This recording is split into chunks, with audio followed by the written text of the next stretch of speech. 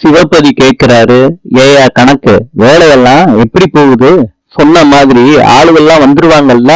கணக்கு சொல்றாரு, ஐயா காத்துக்கிட்டு இருக்காங்கய்யா. சக்தி தம்பி தலைவரானதுல உள்ளூர் வியாபாரிக ரொம்ப கொண்டாட்டமா இருக்காங்கய்யா. சிரிச்சுக்கிட்டே சிவபதி சொல்றாரு கணக்கு கிட்ட, இருக்காதா பின்ன? அன்னைக்கு வியாபாரி கிட்ட தகராறு பண்றப்ப வேலுதானே பிரச்சனைய சால்வ் பண்ணா.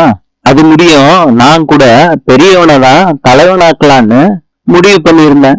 எப்ப வேலுகிட்ட பழம் காசெல்லாம் கொடுத்து நன்றி சொன்னாங்களோ அப்பையில இருந்து எனக்கு வேலு மேல நம்பிக்கை வந்துருச்சியா. இது எல்லாத்தையும் தென்னரசு தூரமா நின்னு கேட்டுக்கிட்டு இருக்காரு. தென்னரசு மனசுக்குள்ள நினைக்கிறாரு, இவ்வளவு நாள் நம்ம உழைச்சோம், ஆனா அவன் ஒரே நாள்ல ஸ்கோர் பண்ணிட்டு போயிட்டானே. கணக்கு சொல்றாரு, தம்பியோட சாமர்த்தியத்தை பார்த்து ஜனங்க புரிஞ்சுக்கிட்டாங்க, அதான் தலைவராக்கிட்டாங்க. வேலு வந்துடுறாரு. அப்ப சிவபதி கிட்ட சொல்றாரு, அப்பா நான் வசூல் முடிச்சுட்டு ஆபீஸுக்கு வந்துடுறேன்ப்பா, நீங்க அண்ணனோட கிளம்புங்க. அப்பா போயிட்டு வரேன்ப்பா. அப்ப சிவபதி கூப்பிடுறாரு வேலுவ. என்னடா நீ வாட்டுக்கு முடிவு எடுத்துட்டு போற, என்ன நினைச்சுக்கிட்டு இருக்க?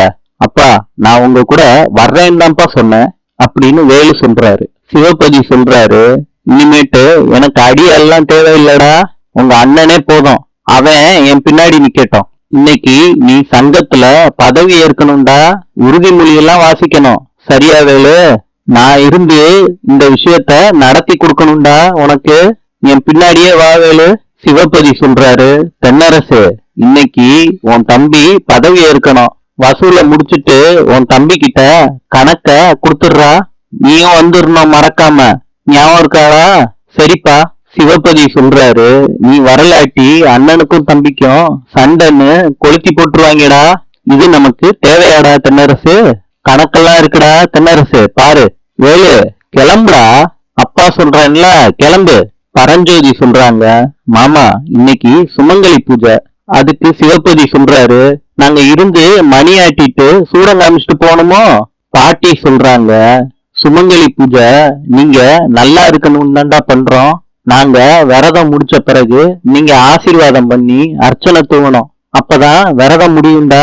அப்ப சிவபதி சொல்றாரு, அம்மா நான் எந்த வருஷமாவது இத பண்ணிருக்கேனா? அப்ப பரஞ்சோதி சொல்றாங்க, அதனாலதாங்க இந்த வருஷம் பண்ணணும்னு தான் சொல்றோம். சிவபதி இத கேட்டுட்டு ஆபீஸுக்கு கிளம்பிடுறாரு வேலுவோட. வேலு சிவபதிய சமாளிச்சுட்டு திருப்பி வீட்டுக்கு வர்றாரு. வேலு கேக்குறாரு, பாட்டி கிட்ட உண்மையை சொல்லலையான்னு. பாட்டி என்ன உண்மை சொல்லு சக்தி அப்படின்னு கேக்குறாங்க.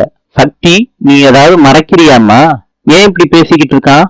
அப்ப வேலு சொல்றாரு, சக்தி மறைக்கிறா பாட்டி, நானும் தான் மறைக்க நினைச்சேன். வேலு கேக்குறாரு, இன்னும் எதுக்கு சக்தி மறைக்கிற, சொல்ல வேண்டியதானே? வேலு சொல்றாரு, எல்லாரும் மன்னிச்சிருங்க, சக்தி இன்னைக்கு பூஜையில கலந்துக்க மாட்டா, அவ வேண்டுதல் வச்சிருக்கா. பரஞ்சோதி கேக்குறாங்க, என்ன வேண்டுதல் வச்சிருக்கா வேலு? அம்மா கோயில்ல 108 ட்ரிப்பு சுத்தி வர்றதா வேண்டுதல் வச்சிருக்காமா சக்தி. தேனு வேலு சொன்னதை பார்த்து சிரிக்கிறாங்க. இன்று அர்ஜென்டினாவின் நாணயம் பிசோ. நாளை சந்திப்போம்.